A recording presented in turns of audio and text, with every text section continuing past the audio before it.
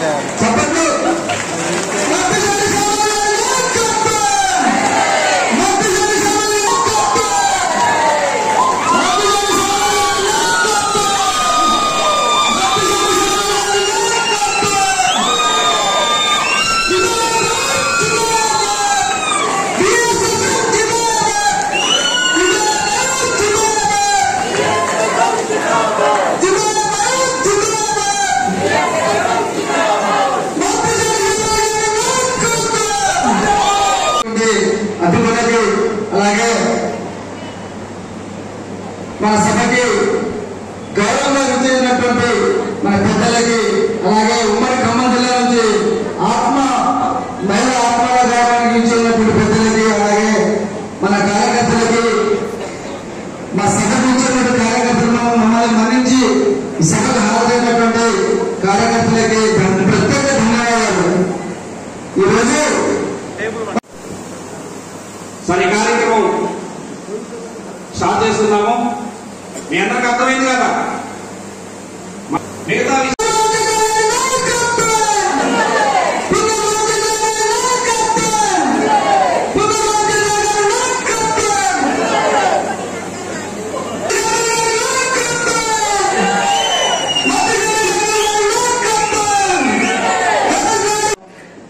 భద్రాద్రి కొత్తగూడెం జిల్లా జుల్లూరుపాడు మండలంలోని RK function hall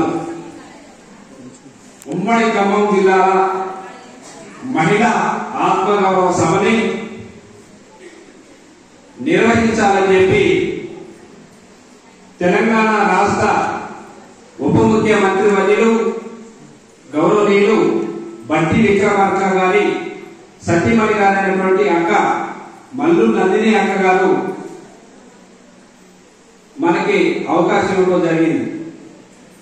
ఈరోజు హైదరాబాద్ నుంచి సడన్ గా ఫోన్ రావడం వల్ల అక్క హైదరాబాద్ వెళ్ళడం జరిగింది. స్థానిక ఎమ్మెల్యే గారికి కూడా రామదాస్ నాయక్ గారికి 3 సార్లు నేనే స్వయంగా ఫోన్ చేసి ఈ కార్యక్రమానికి ఆహ్వానించడం జరిగింది. వారు కూడా వస్తారన్న ఖచ్చితంగా చెప్పి మాకు హామీ ఇచ్చారు. వారితో పాటు సత్తుపల్లి ఎమ్మెల్యేగా ఉన్నటువంటి మట్ట రాగమయ్యి దయానంద్ గారు కూడా వస్తానని చెప్పి మనకి హామీ ఇచ్చారు. ఈరోజు ఇక్కడ స్థానికంగా ఉన్నటువంటి కొంతమంది జుల్లూరుపాడుకు సంబంధించినటువంటి కొంతమంది మేమే మల్లు బట్టి విక్రమార్క గారి భార్య నందిని గారిని రాకుండా చేశామని చెప్పి గొప్పలు చెప్పుకుంటున్నారు. అది కరెక్ట్ కాదు. కేవలం హైదరాబాద్ ముఖ్యమైన పని ఉందని చెప్పి అక్కడ నాకు ఫోన్ చేసి హైదరాబాద్ వెళ్తున్న తమ్ముడు ఖచ్చితంగా మనకి కలుద్దాము, తప్పుగా భావించొద్దని చెప్పి చెప్పడం జరిగింది. నిన్న ఈ టైం అప్పుడు మేము అక్క దగ్గరే ఉన్నాం. మధ్యలోని ఉప ముఖ్యమంత్రి వర్యులు గౌరవనీయులు బట్టి విక్రమార్క గారి ఇంటి దగ్గర 5 జిల్లాలకు సంబంధించినటువంటి సమస్యల మీద ఉప ముఖ్యమంత్రి గారికి భారతీయ సర్వ సమాజ్ మహాసంఘ తరఫున మెమోరాండం ఇచ్చి 5 జిల్లాల కలెక్టర్లకు కూడా ప్రధానంగా 170 యాక్టర్ అనేటువంటి ప్రాంతంలో ఇళ్లు లేవు, రోడ్ల నిర్మాణం లేదు, అంగన్వాడీ స్కూళ్లు లేవు, పోడు భూములకు పట్టాలు రాలేదు, చిన్న కన్నకారు రైతులకి రైతు బంధు పాస్బుక్లు రాలేదు అని చెప్పి మెమోరాండం ఇవ్వడం జరిగింది. మంత్రి గారు కూడా స్పందించి ఉప ముఖ్యమంత్రి గారు ఖచ్చితంగా 5 జిల్లాల కలెక్టర్లకి కాపీ ఫార్వర్డ్ చేస్తారని చెప్పి హామీ ఇవ్వడం జరిగింది. తర్వాత మల్లు నందిని గారు అక్క దగ్గరికి వెళ్ళి పైకి ఇంట్లోకి అక్కతోనే పవర్ ఫిల్లింగ్ చేయించడం జరిగింది. ఈ మీడియా సమక్షంగా నేను ఒకటే చెప్తున్నా, ఆటు పోట్లు తిన్నటువంటి వ్యక్తి నలిగి రెడ్డి. రేవంత్ రెడ్డి గారిని పిలిచి నేను ఏ జూలూరుపాడులో మీటింగ్ వెళ్తాను, మీరు ఆపుతారా? ఒక్క రోజులో పిఎంని, ఒక్క రోజులో ముఖ్యమంత్రిని కలిసినటువంటి వ్యక్తి మధ్యశేఖర స్వామి, గుర్తు పెట్టుకోండి. ఒకే రోజు. నేను మళ్ళీ ఇదే మీడియా ముందు చెప్తున్నా, ఢిల్లీలో 5 కేంద్ర మంత్రులు ఉన్నారు. నాకు నేనేదైనా చేసుకోగలను. ఇప్పటి వరకు ఒక ఎమ్మెల్యే దగ్గరికి వెళ్ళడం కానీ, ఒక ఎంపీ దగ్గరికి వెళ్ళడం కానీ మధ్యశేఖర స్వామి చరిత్రలో లేదు. స్టేట్ లో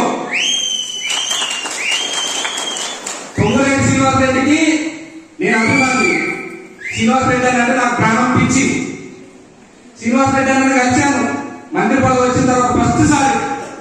శ్రీనివాస్ రెడ్డి గారిని ఎందుకు కలిశాను నేనంటే, గృహ నిర్మాణ శాఖ, సమాచార శాఖ, రెవెన్యూ శాఖ మినిస్టర్ గా బాధ్యతలు తీసుకున్న తర్వాత మొదటిసారి వెళ్ళి దండం పెట్టి, అన్న 5 జిల్లాల్లో ఉన్నటువంటి నా కార్యకర్తలకు ఇల్లు లేవన్నా, రోడ్డు నిర్మాణం లేదు, అంగన్వాడీ స్కూళ్ళు లేవంటే, తమ్ముడు నేను చేస్తాను, నువ్వు నా తమ్ముడు అని చెప్పి అన్న స్వాగతించాడు నన్ను శ్రీనివాస్ రెడ్డి గారు.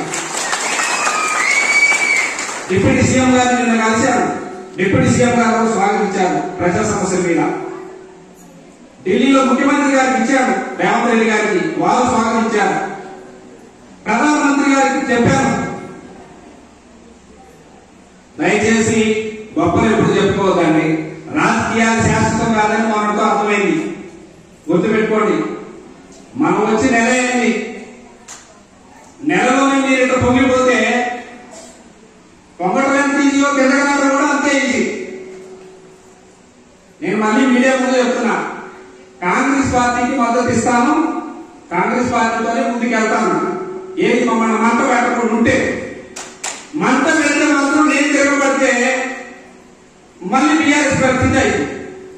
గుర్తుపెట్టుకోండి, 2 లక్షల మంది కార్యకర్తలు, 670 గ్రామాలు, ₹1 ఒక్క రాజకీయ నాయకుడి నుండి ఆశించకుండా దమ్మున్న మొగోళ్ళగా నా ప్రజలతోని ఓటేపించుకుని ఓటేపించినటువంటి వ్యక్తి ఎవరు ఉన్నట్టే మధ్యశేఖర స్వామి.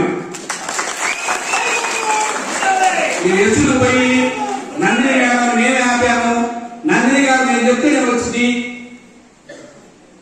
అది కరెక్ట్ కాదు.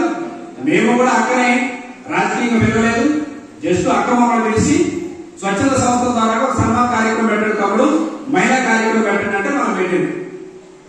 అక్కే ఫోన్ చేసి హైదరాబాద్ పోతున్న తమ్ముడు మళ్ళీ తొందరలో కలుద్దాం, ఏమనుకోవద్దని చెప్పి చెప్పడం జరిగింది. దయచేసి ఈ వీడియో చూస్తున్నటువంటి ప్రతి ఒక్క రాజకీయ నాయకుడు, మేము ఆపామనే మాట ఆపండి. మీరు ఆపేంత స్థాయి కాదు, ఆపడానికి మీరు ఆపినా ఆగదు. మీకు అంత సీలు కూడా లేదు. నేను సమాధిస్తున్నా మీడియా ముందు ఈ ఒక్క మాట, 2 రోజులు టైం ఇస్తే 40,000 మందితో మీటింగ్ పెడతా. 2 రోజులు మీకు 2 నెలలు టైం ఇస్తా, మీకు 2 నెలలు టైం ఇస్తా. మీరేం చేయాలనుకోండి, ఖమ్మం జిల్లా, మహబూబాబాద్ జిల్లా, వరంగల్ జిల్లా, ములుగు జిల్లా, భద్రాద్రి కొత్తగూడెం జిల్లా 2 నెలలు టైం ఇస్తాం. మీకు 5,000 మందితో పెట్టండి, ఒక్కడికి ₹1 ఇవ్వకుండా. నా జనం సత్యాలు కట్టుకొని భోజనాలు సొంత శాంతితో వస్తారు. మీటింగ్ పెడితే నా జనం కాళ్ళు కడిగి నెత్తులు పోసుకున్నా మీరు పనికిరారు వాళ్ళ ముందు. కేవలం ఈరోజు మహిళల ఆత్మగౌరవ సభగా నేను నిర్వహించడం జరిగింది. అక్క రాలేకపోయినందుకు చాలా బాధపడుకుంటా హైదరాబాద్ పోతున్న తమ్ముడు వచ్చినాక ఖచ్చితంగా వెళ్దామని చెప్పింది. దీన్ని రాజకీయ రంగు పోసి పొలమొద్దు. రమేష్ నాయక్ గారికి ధన్యవాదాలు. వారితో పాటు పున్నం రామచంద్రరావు గారు ప్రముఖ పారిశ్రామికవేత్త, కాంట్రాక్టర్, వారు కూడా ఆంధ్రప్రదేశ్ నుంచి వచ్చారు. వారికి ప్రత్యేక ధన్యవాదాలు. వారితో పాటు నా మిత్రుడు, నా స్నేహితుడు, నా ప్రాణమిత్రుడు అయినటువంటి సొంటి నాగరాజు గౌడ్ గారు, ఏపీ బీసీ రాష్ట్ర అధ్యక్షుడు, వారికి ఆత్మీయులు, నా తండ్రితో సమానమైనటువంటి అన్న మొహమ్మద్ ఫయాజ్ గారు హైదరాబాద్ నుంచి వచ్చారు. వారికి, నెహ్రూ గారికి, అదేవిధంగా మన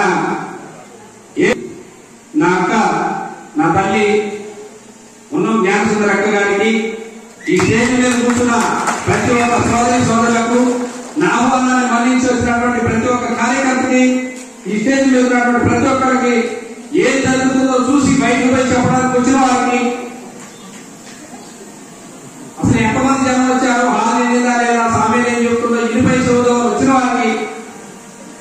పేరు పేరున